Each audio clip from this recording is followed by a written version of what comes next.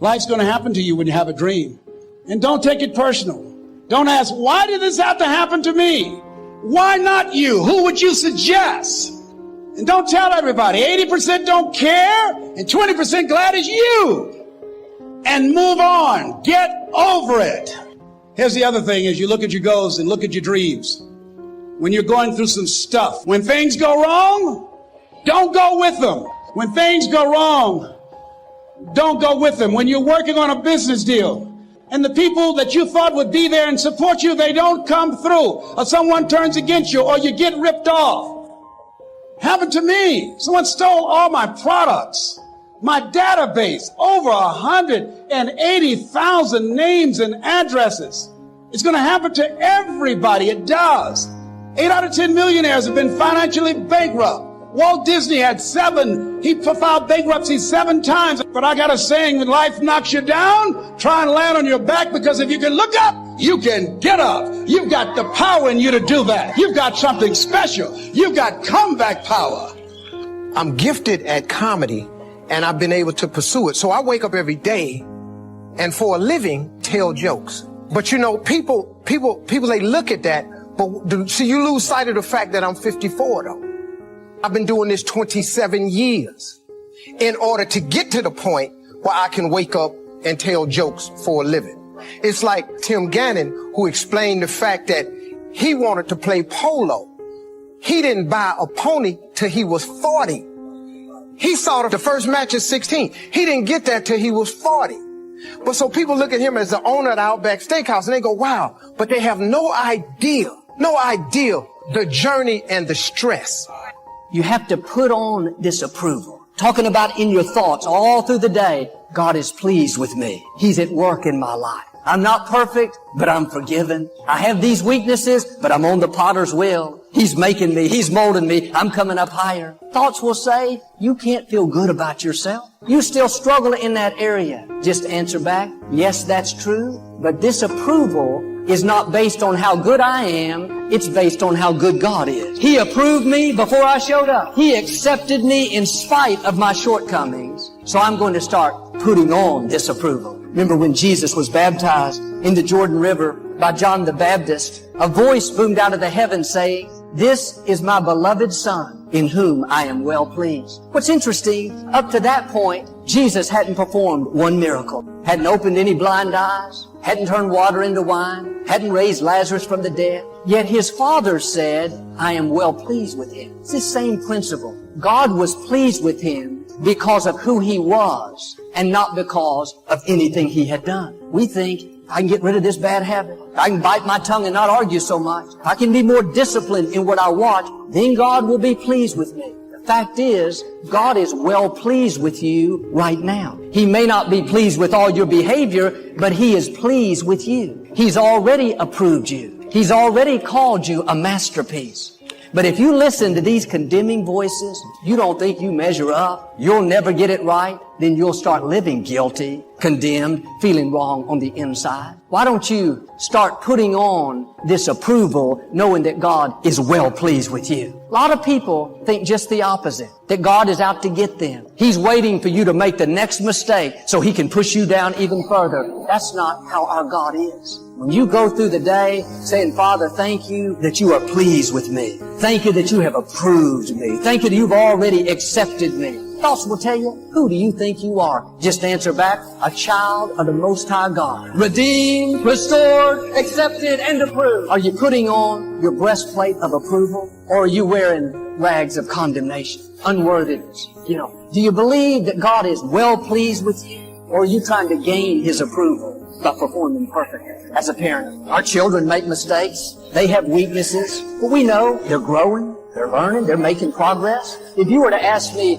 if I was pleased with my children, first thing I would do is not make a list of all their mistakes. I wouldn't tell you everything they've done wrong the last 3 months. I wouldn't have to think twice. I would say, yes, I am very pleased. They're great children. I would make a list of everything I like about them. They're loving, kind, talented, fun, attractive. That's the way God thinks of you. He's not focusing on your faults, looking at everything that you've done wrong, making a list of your shortcomings. He's focusing on what you're doing right. He's looking at how you're growing, how you're making progress, how you're not where you used to be. But Joel, what about this weakness? I've had it for many years.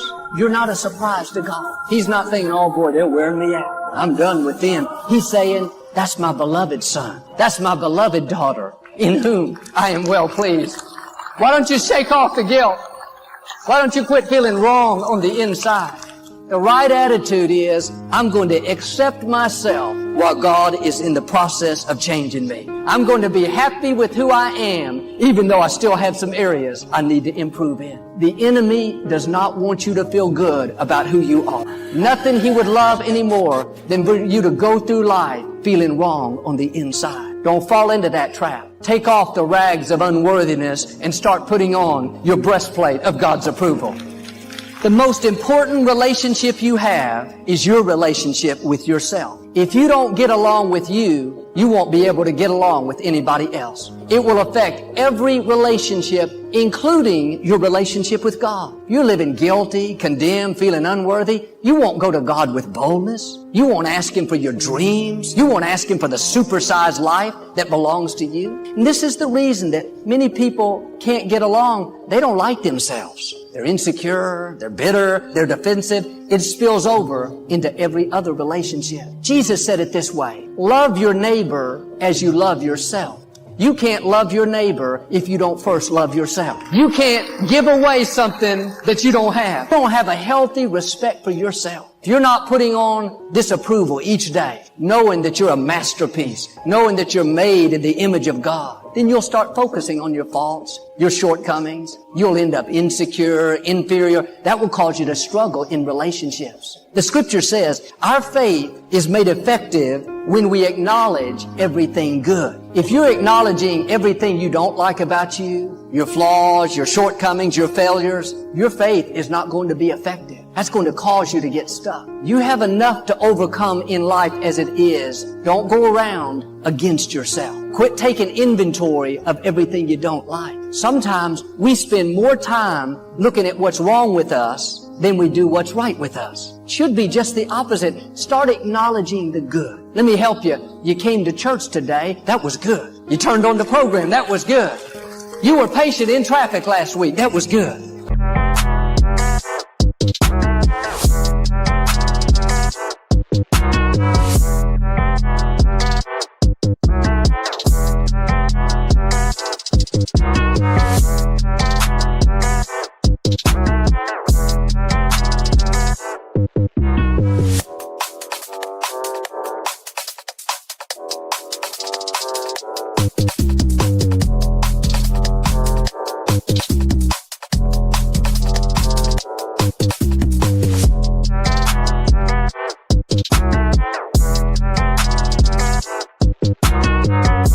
You were kind to that stranger. You overlooked an insult. That was good. There's a lot right about you. Even physically, we tend to focus on what we don't like. I'm so old. I'm so wrinkled. I wish I was taller. Where did my hair go? Listen, turn it around. Instead of being critical, I am fearfully and wonderfully made. I am one of a kind. I am a masterpiece.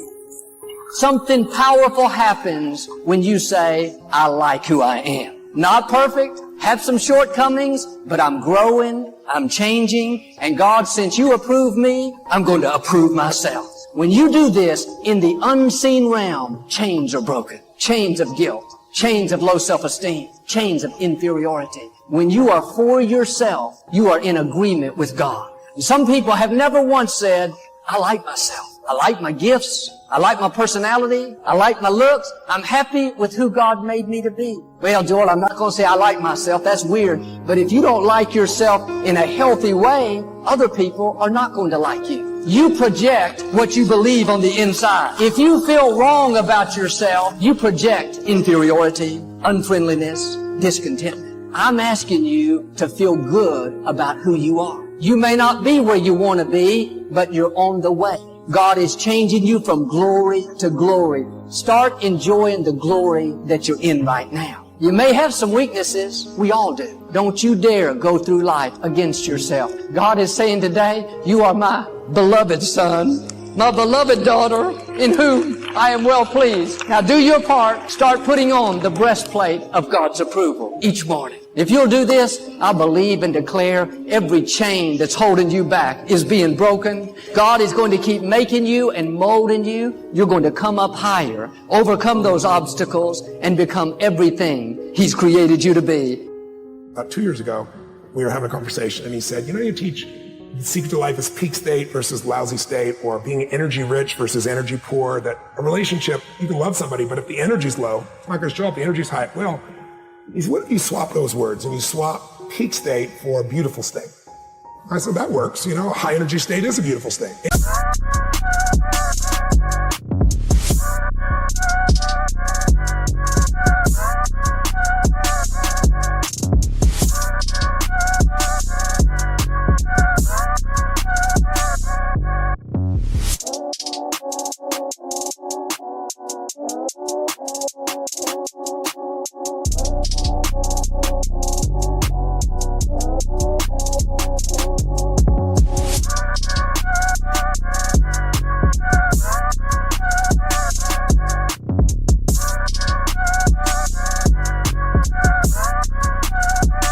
Any state where your high energy would be like love or joy or gratitude or drive or courage or faith or, playfulness or fun. Any of those things are beautiful states. So he goes, yeah, I agree. And I said, and then suffering states would be low energy states. So that would be frustration, sadness, anger, resentment, loneliness, boredom, whatever. He goes, yeah, that's exactly right. So I can swap those. He goes, if you swap them, there's something cool that you might see or do. I said, what's that, Christian? And he said, he said, I've made a decision that I'm going to live my life where I'm going to live in a beautiful state every day, no matter what, even if it rains on my parade, even if people do things that are unjust. He said, the reason is because in a beautiful state, just like you teach a peak state, everything flows. And I said, well, that's pretty much what I've been teaching. He goes, yes, but if you think of the lousy states as suffering states, he said, then you can end suffering just by ending the state. But I realized I didn't relate to suffering. Like if you had told me 2 years ago, Tony, do you suffer? Are you kidding me? I got the greatest life. I have the most incredible wife and 4 kids, and I got 31 companies, and I'm financially free, and I have a mission I love, and I'm in good health. And that would all be honest. I wouldn't have been dishonest about it. But what really helped me out of that conversation, I left there and I went, well, where do I suffer? And I realized frustration is suffering. I get frustrated. I get concerned. I get pissed off. I get, worried sometimes. I get these feelings. And so what I decided to do was, just really create a 90-second.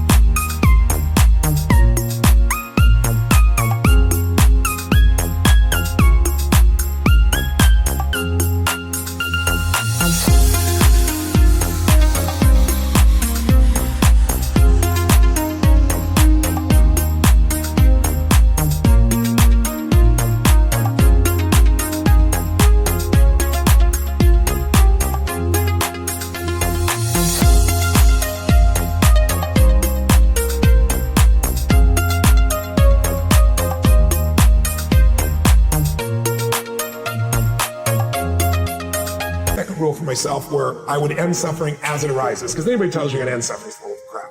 The reason is your brain is a 2 million year old brain. It's not designed to make you happy. It's designed to make you survive. But there's no saber-toothed tiger for you to react to anymore. So now we worry about what are people thinking of us? Do I have enough money? Over the last 2 years, what I've done is play this little 90-second rule. And if I feel tension in me, I go, okay, that's suffering. Where's it come from? What am I stressed about? What am I concerned about? And what I immediately do is I realize the stressful thoughts. Since I've seen Christian G, I kind of traded one thing. What I really do now is I dig in and I notice that the only time you have stress or suffer is when you believe a stressful thought. Because what are the chances of everybody doing exactly what you think they should do the right way every day? 0. What are the chances of the people you love doing what you want them to do the way you want to do them every day? 0. What are the chances of you doing the right thing every day, even if you're talented and disciplined? 0. So your happiness will never last as long as it's got expectation behind it. What I did was I began to realize I made the decision, it's the most important decision I believe of your life, that I'm not going to suffer anymore. Life's too short to suffer, and I'm going to live in a beautiful state every day. And the way I do it is I catch myself and I start to get that sense of stress. I let it go, and I see the idea go by. So your thoughts thoughts about this person messing up your business or not following through. If I was in a room with 10,000 people, I guarantee you 60, 70% of the business owners have the same thoughts at times, right? I ask people all the time, tell me your most stressful thought. Oh, I'm worried about my children, this may happen. How many people have had that thought? Everybody. I might not make it financially, blah, blah, blah. How many have had that? Everybody. My point is, it's not your thought. It's the mind, not your mind. When you think it's your mind, you identify with it, and you can't separate from yourself. But when you realize, these thoughts have been around for millions of years, and I'm just thinking the same thought that so many people thought before. Like, how many people have ever thought, I'm going to kill this son of a bitch? Now, you didn't do it because you didn't believe you're really going to kill them. But you felt it. You said it. You were there, right? So we all have thoughts. It's only the stressful thoughts we believe that mess us up. So what I try to show people is, if you can start to realize these thoughts have been around for millions of years. If I told you a million years, 1,000, 100 years ago that we're going to go to the moon and back, you called me a loser.